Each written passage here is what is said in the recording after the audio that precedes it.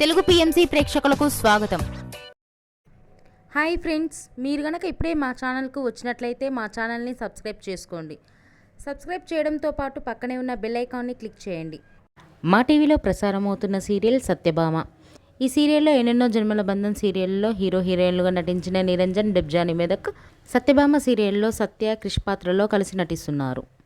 తాజాగా డెబ్జానీ మెదక్ తన లేటెస్ట్ ఫొటోస్ని అభిమానులతో పంచుకుంది. ఆ ఫొటోస్ని మనం కూడా చూసేద్దాం.